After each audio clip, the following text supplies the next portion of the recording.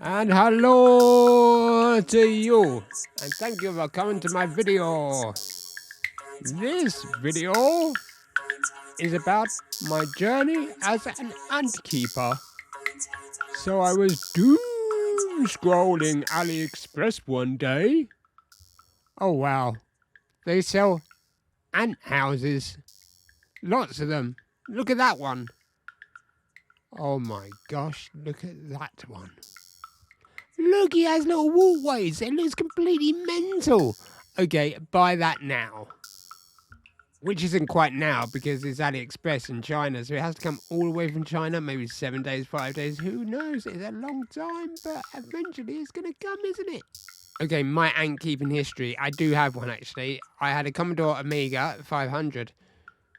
In 1991, there was a game called Sim Ant. I played this game a lot. That very year, I captured a lot of queens on the nuptial flight day, on Flying Ant Day, put them in a jar, and they all died. In 1991, to find out about ants was pretty hard. You had to go to a library and study. Now you just Google buy ant. So in 2024, how hard is it to buy an ant, and how many species? Just boring ones? No! Loads of species. Loads and loads and loads of species. All the ones that David Attenborough talks about, the honeypot ones, those ones. I needed an ant that was easy to look after. From the EU probably would be best. And the biggest one, the biggest one I can find from the EU is this one. And look, it's got all the care instructions just there. I just read those and then I'm an ant keeper, right?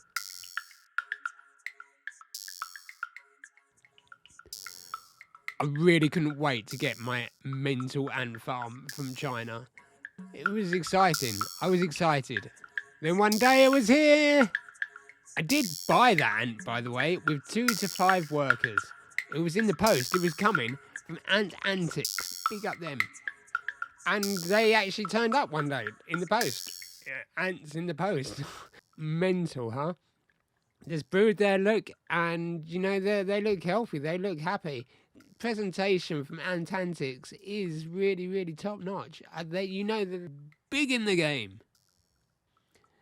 22 to 25 degrees. That's what this species needs. So I needed a thermostat plug thing. With an external sensor, actually. Yeah. I had to put the ant farm together now. It was pretty complicated. The instructions were rubbish. There was a video. I did my best. I got it wrong a few times, but eventually I got there. It did lack a place to put a test tube, though. And it was too small for my test tube to be put in. So I was kind of, I didn't really know what to do. Eventually, I stuck a test tube on the back with a bit of ingenuity and hot glue. Red filter, apparently ants can't see red light, and you can see some dusty stuff at the top there. That's anti-climb solution. Ants just can't climb it, apparently. So the day actually came. I had to put my ants into my ant farm. That's not strictly true. I did some research, and you can keep them in the test tube for blooming ages and ages, far longer than you think. You speak to your mate, and your mate goes, "Oh yeah, put them in there straight away." But really, if you check the internet says just leave them in the test tube for as long as possible. I really wanted these ants in my ant farm, so I undid the packaging, which was really hard. You know, like what's going on there? I was really ill prepared for this situation. I was literally waiting for them to run everywhere as soon as I undid that top bit. But in fact, that top bit just wouldn't open. I didn't know what to do. I'd never done this before, and it was scary. You know when you get scared, like it becomes even harder. That's what's happening here, look. I'm trying to pull it out, and it's going in. What if I just squished them all? Like, how stupid would that be? That would be bad ant keeping. So here I am, trying to look after ants, but almost squishing them while doing it. In it goes a little bit further. It's like the Crystal Maze, this. Oh my gosh. To be fair, it's the first time I've ever done it. Always harder the first time. Oh, wait up. We've got some. Way, there we go. And docked. Well, almost docked. That's docked. No ants died in this process. That is amazing. None of them are running around. I got them all in there. All of them. I saved every ant. Look at them. Oh, this is amazing. My own ant farm. And they're not even like ants. They're good ants. They're designer ants. Well, they're not designer if you live in Spain. They're just ants. But we don't live in Spain. I live in England. So they're designer ants. They're designer for me. They are rare. Don't think they're normal ants. They're not normal ants.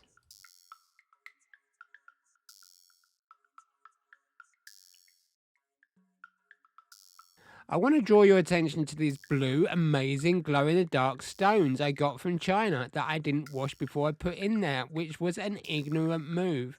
I didn't wash those mossy rocks either. They came from China. Yeah, more on that later. I already had this USB microscope. At this point, nothing can stop me. I could see my ants really clearly with my microscope. I could track them up and down the tube very easily because I'd created a sliding mechanism that my microscope would sit on. These ants here are called nanitics. They're before you actually get workers. They're the starting colony ants. They take less time to hatch, which means that there's more ants on hand to help out the queen. Bring her food and stuff because she's just going to stay there. In this colony, I'm going to get workers, full-size workers. They take 11 weeks to hatch from egg to having an antler. 11 weeks, that's over 2 months. 2 months waiting for each ant. And the queen is not laying every day. She's like not laying that many at all. Not at first, anyway. This is really tricky. So it's really touch and go on a new colony. This is what I found. But don't forget, let's not get ahead of ourselves. We're right here at the beginning with nanitics and what's ever growing there. All that brood there. I wonder if any of them become majors. I doubt they will. I wonder if any of them are workers or they're all just nanitics. Like, dude, I am new to this. It's all pretty exciting. I'm sure if I knew what was going to happen, it'd be less exciting and so less fun, I guess. But I've got some ants there and I can see them clearly, even though they're really microscopic. I'm in the Quantumverse. I'm like Ant-Man and the Wasp without the Wasp.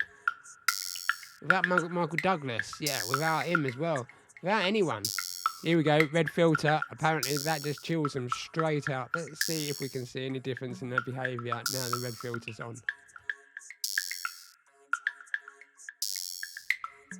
So something pretty surprising happened.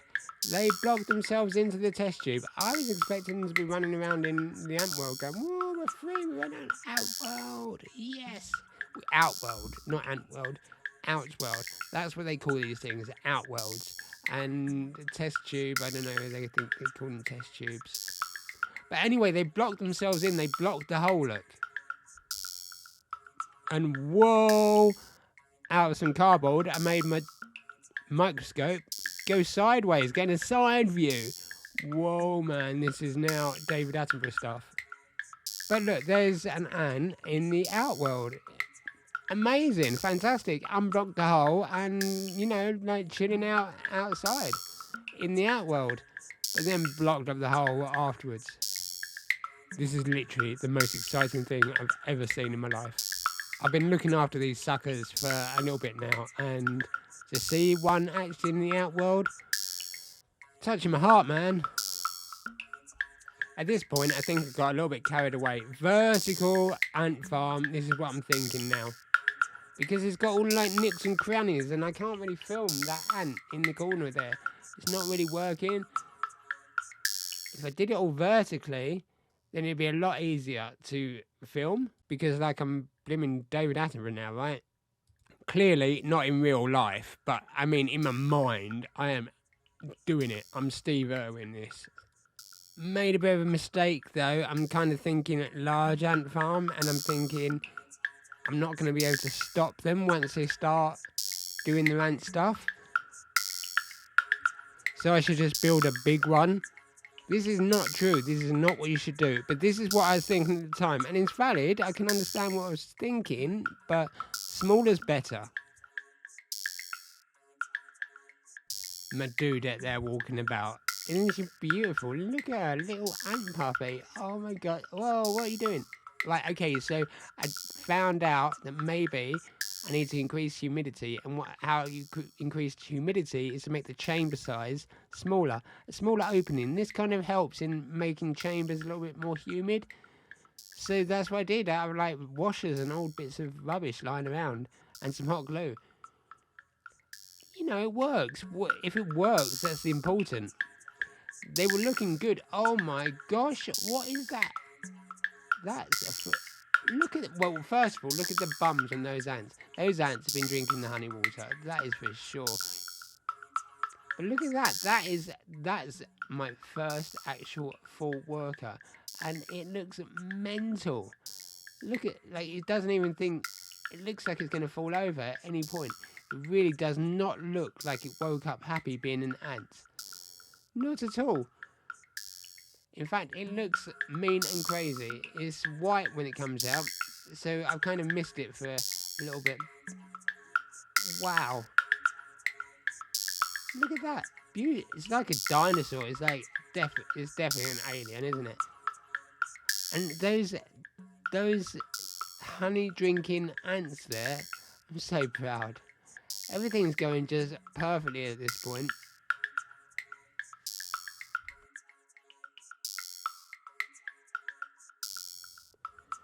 But then, I don't know what happened really. It all turned rubbish. They all died. The nitics, it's possible that 2 of the nitics ran away. I found a hole later that I didn't quite think about in the ant outworld. That was distressing. Then my one worker, that's that in the tube there. She's separated herself from the colony. Well, there's only one in the colony, and she's about to die. She knows she's going to die. That's why she separated herself, and the hive mind is really bloody sad. So they all died. I don't really know why. It may have been temperature. It may have been those dodgy stones, the blue ones I was telling you about from China that I didn't wash, or the moss I didn't wash from China. In fact, I didn't wash the tube when I put the tube in. Is that it? I mean, that could be it, couldn't it? That would be the first place to look. Something killed my ants. The temperature actually changed around here significantly. It was like 15 degrees, they need to be 22 degrees, so there's on a heat mat, and then all of a sudden it was 27 degrees. It's like, whoa. And I wasn't ready to cope with that. I tried to.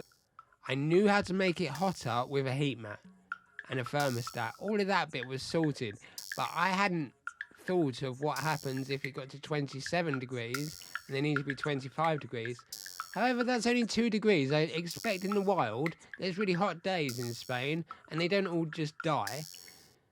Maybe they'd go a little bit deeper in the ground and regulate themselves, but I don't think they all die. I think it's probably those dodgy stones, to be honest.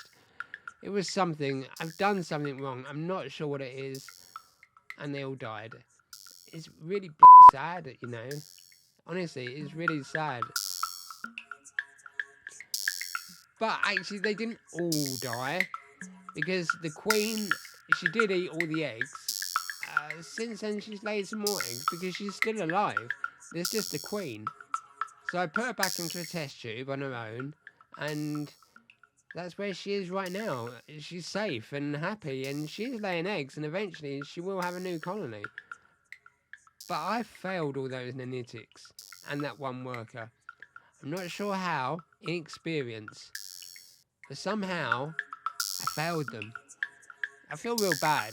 However, time may heal this. We'll see. The queen's on life support back here. She may pull through. Who knows? It's going to take time, isn't it? So there's hope. Balance.